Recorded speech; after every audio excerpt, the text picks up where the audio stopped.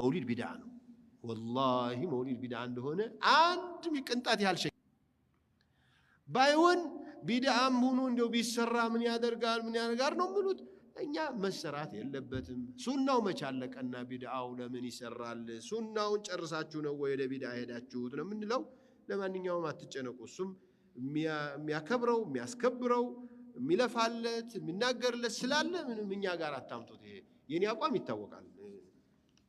መውሊድን ማን ጀመረው ብዬ ሻዓ እንደጀመረው የእስላም ጠላት እንደጀመረው እንዲያውም ትክክለኛ ረቢዑል አወል 12 ቀን ማለት መውሊዳቸው የልደታቸው ቀንነቱ ሳይሆን የሞቱበት ቀን መሆኑ ነው። እርግጠኛ በታሪክ የተወለዱበት ቀን ረመዳን ነው፣ ሻዕባን ነው። ሐታ ረቢዑል አወል እንኳን ቢሆን 9 ነው፣ 17 ነው፣ 12 ነው፣ 8 ነው፣ ኺላፍ አለው። የሞቱበት ቀን ግን ረቢዑል አወል 12 ነው። ለምንድን ነው የሞቱበትን ቀን በደስታ የምንውለው እኛ? ስለ ጾሙ ይላል። ታዲያ ከጾሙ ሰኞና ሐሙስ አትጾሙ? ለምን ሰኞ ትጾማለህ ተብለው እኮ ተጠይቀው እንዴ የተወለድኩበት ቀን እኮ ነው ብለዋል። የተወለድኩበት ቀን ማለት ረቢዕ 12 እኮ ጾመው አይደለም እንደዚህ ያሉት፣ ሰኞን ስለ ጾሙ ነው። ሰኞ ቀን ጾም አንተ እውነት ነቢይን የምትወድ ከሆንክ። በዓመት አንድ ቀን መተህ ግን የፈለግከው በግመል አይደለም ሌላም ነገር ብታደርግ የነቢይ ወዳጅ ልትባል በኪታብ መስፈርት አታልፍ። እንዲያው ሌላውንም እየሰራው ይሄንን ብሰራ ምን አለብኝ ነው እሱም ችግር አለው ብለን ነው የምናስበው። ምክንያቱም خلطوا عملا صالحا واخر سيئا እንዳይሆን ጥንቃቄ አድርጉ። መከላከያ የገቡ ሙስሊሞች ምን ሊበሉ ነው? ሶላት አይሰግዱም ምን ሊባሉ ነው እንዴ? እና መከላከያ ከገቡ እነሱ እንዳይከፍሩ በማለት ታሪክ ሶላት ካፊር አይደለም በሉ ለማለት ነው። ይሄ ሽምግልና ፈትዋ ይሆናል። ለነገሩ እኔ መከላከያ የገቡ ወንድሞችም ፖሊስ የሆኑ ሁላቸው መስገድ ሶላት መተው የለባቸው። ሶላት አትስገዱ ከተባሉ መግባት የለባቸው። ግን አትስገዱ ቢልህ አንተ ለምን ትተዋለህ? የመጨረሻ ያለው ነገር እኮ ጀማዓት ሰግድም ቂብላ ላይ መችህ ይችላል።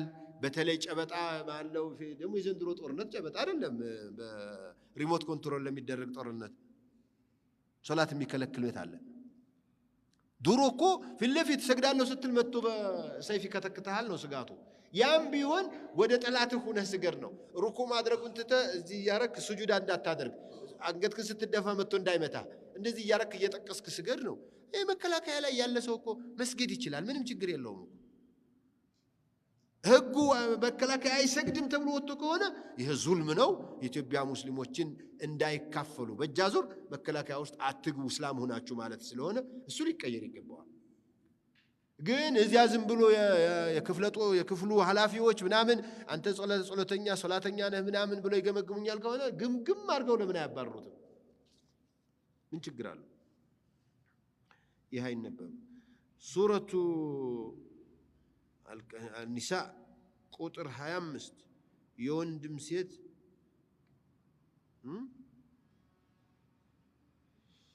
የወንድም ሴት ልጆች የአጎት ሴት ልጆች